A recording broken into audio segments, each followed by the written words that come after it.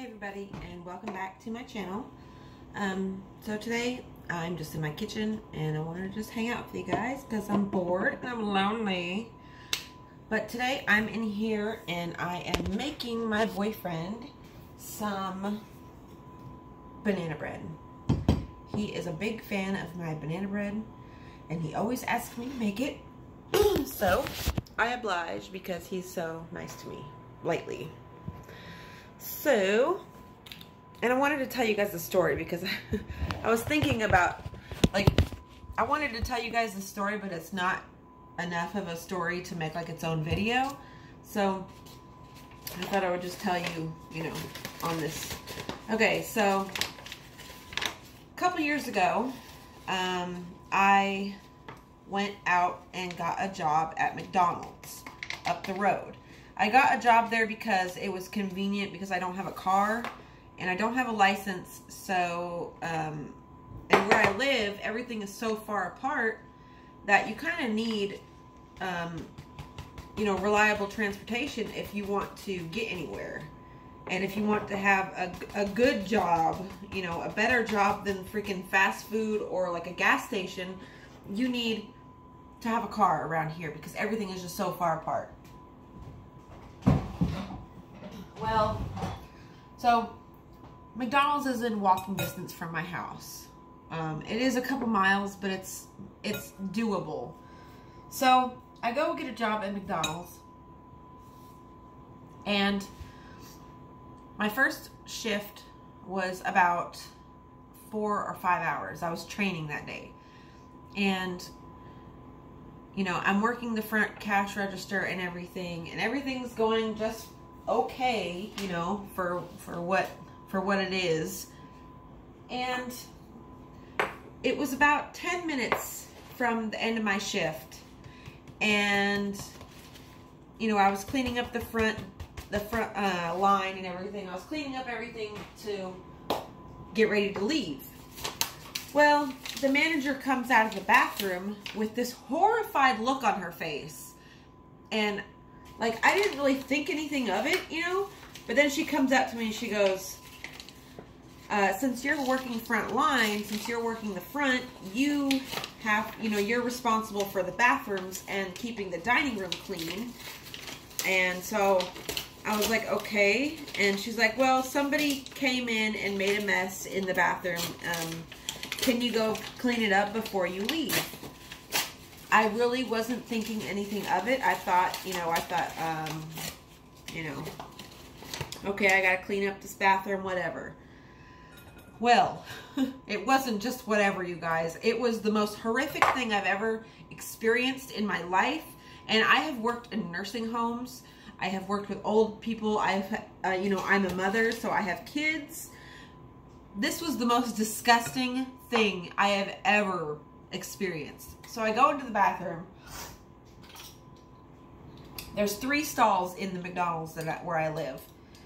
And I go in there. Somebody had,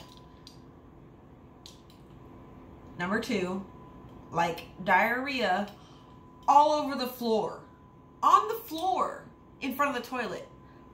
Not only that, this person was so vile that they must have shit their pants as they were running to the bathroom. Because they took their underwear off and I kid you not, tried to flush them down the toilet. Somebody could not run 20 feet from their car to the bathroom in time, and instead chose to just shit all over the floor, flush their underwear down the toilet, and then just proceed to leave like nothing ever happened. Like, are you kidding me? What kind of person do you have to be? What kind of backwoods, nasty fucking, raised in a barn by wolves or farm animals type person you gotta be to shit in a bathroom on the floor, flush the toilet, flush your underwear down the toilet, and not clean, not even attempt to clean it up. Like, you just leave it there. Like you didn't do it. Like, how could you go about go through your day knowing that you did that? How could you live with yourself? I would feel so vile and so disgusting if I did that. And see, around here, the only scenario I can imagine where that happened and what had to happen to transpire for that person to have to use the bathroom so quick and that bad, and the way it looked, is they were dope sick. So when you're on opiates or an opiate blocker such as like Suboxone or Subutex, when you withdraw from those things, so when you stop taking them, you get all kinds of side effects that are not pretty. You get nauseous, you can't eat, you can't sleep, you get the shits. Like it's a whole slew of things that you don't want to experience. And so that's the only reason. That, or somebody was like getting a colonoscopy and like we're taking laxatives. That's the only two scenarios I can think of where somebody would have to go that bad, and that happens like that. I mean, it was just so gross. Ugh. So, yeah. Needless to say, I never went back to that job. Ever. I didn't even call in and be like, and say, no, I'm quitting. I just never went back. Like, that was disgusting. So, today I have been, well, yesterday I spent all day outside clearing up some things in the garden and getting it ready for the spring, because as it is getting warmer, a lot warmer here every day by day. You know, spring is not far behind. It's not far away. So I was outside doing that, and I was foraging some wild violets, which are edible, and some forget-me-nots. I was doing that and clearing up all the old leaves, because in the winter, or in the fall, right before winter hits, I cover all of my herb gardens with a bunch of big leaf piles to keep the base plant alive, which works really well. And on top of that, like bugs will live in it, and worms and stuff, and it will be like a little home for them, which then in turn keeps the soil around your plant really healthy. So I spent all day yesterday out there doing that, and today,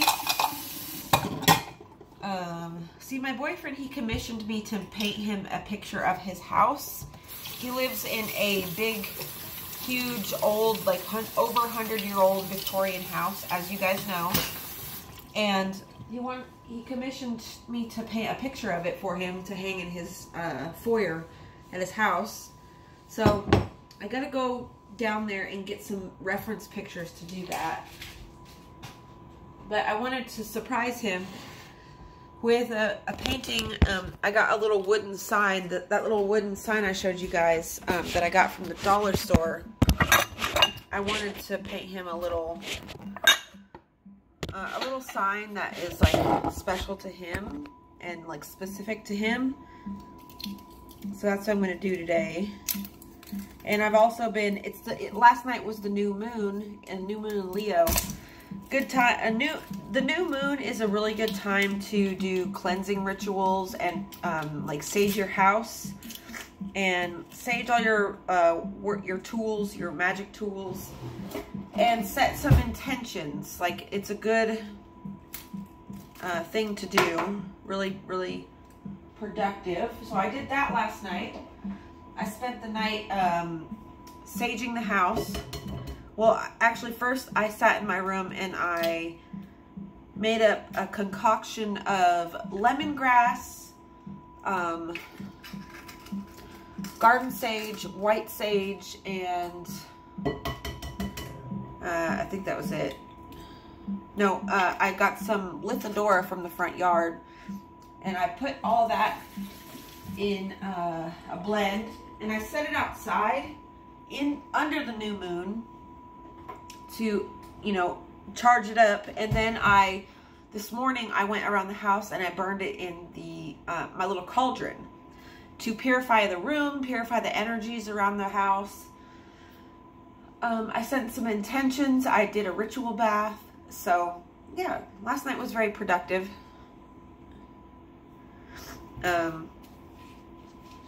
Very productive night.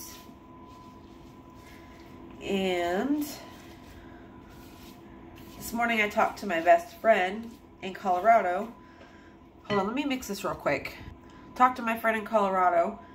She officially left her husband. I'm so proud of her.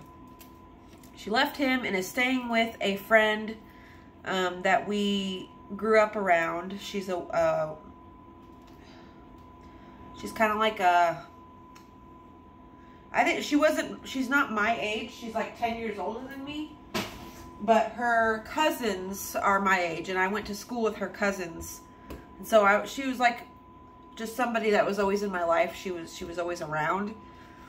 Not necessarily hanging out with me and my friends, but she was there. And I still see her mother and talk to her mom, and you know, her cousins have kids with my best friends up there in Alaska. So she's staying with her in Denver. And she's just, you know, reveling in the single life, because she's literally never been single in her whole life. Like, when she started dating guys, she never stopped dating guys. She's been married to him since she was 17. So she's just always been with somebody. And she's never just been on her own and been able to figure out who she was without anyone else's input. And it sucks that, you know, she's 31 and it's just now happening, you know. Something that should have happened a while ago.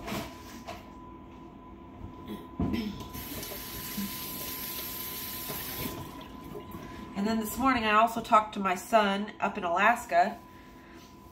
And I asked him, I said, have you been being good? Have you been, you know, not getting in trouble? And he said, no, I got in trouble. And I said, why? What did you do? He said, I beat somebody up. My son is 12 years old. But he is also, you know, up here and weighs the same as me. I'm about 170 pounds. He weighs about the same. Maybe a little more. So he's a big kid. He's a big guy. And he plays sports, so he's quick on his feet and he's powerful. I've taught him how to throw blows and stuff. And I said, why did you beat somebody up? He said, well, the guy was bullying me. I said, you know what? Then the fucker deserved it. Because, I don't know about y'all, but I teach my kids, you got something to say, then this is my motto. Talk shit, get hit. Talk shit, get fucking hit. You hear me? Like, I don't play that talk shit game, that let's bully somebody. Let's make them feel bad about themselves. Hell no. Like, the only way to stop a bully, knock the motherfucker out. That's it. That's the only way. So I told him he deserved it then. But next time, don't throw punches unless you get hit first, because then that's self-defense, and you can't get in trouble for self-defense, can you? No. So I'm worried about my son becoming a hoodlum in Alaska, like I was. I don't want him to go to McLaughlin, which is the juvenile detention center up there, because my ass spent a lot of fucking time in McLaughlin, and that's not a fun place to be. Not a fun place at all. Guys, I'm going to finish this banana bread and, you know, start painting that sign. Oh, I wanted to tell you guys something. So there's this thing you could do with your eggshells instead of throwing them away. You can take your eggshells every time I got a bunch here that I just keep in a mason jar on the counter. When you get enough, put them in a 200-degree oven for about 30 minutes to get, you know, to kill off any germs or anything that's still on them. And then crush them up. You can do it like put them in a plastic bag and smash them that way. Or you can use a mortar and pestle. And before you plant a seed, put some of that egg shell powder underneath it, or put it in your plants. It will keep away bugs out of your plants if you put it on the perimeter of your plants. If you put it in the ground before you plant seeds, it will act as a natural fertilizer and a nutrients. It will give the plant calcium. So I thought you guys would just like to know that little trick. You can also use it for, witches use it for protection powder. It's called Cassicrilla powder. You can put it on your windowsills, you can put it on your threshold, on anywhere you want, and it's a protective energy. So, I got a really bad sinus infection, guys. Well, I'm going to get off here and finish this banana bread. I hope you guys are having a wonderful day. I know I am. I love you guys, and thank you for the new subscribers. We are growing as a family here, and it's exciting. So, I love you guys, and I'll see you in the next one. Bye.